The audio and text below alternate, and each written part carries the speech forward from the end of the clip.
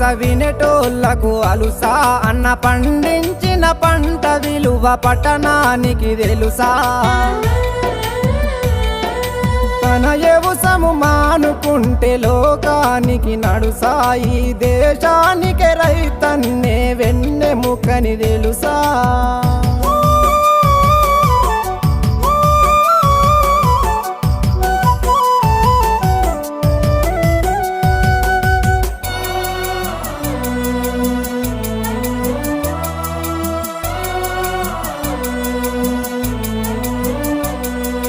బీడు భూమి పొతం చేసి కోడి మేకలెరువులేసి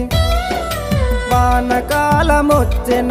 సినుకమ్మకు నోరు జాసి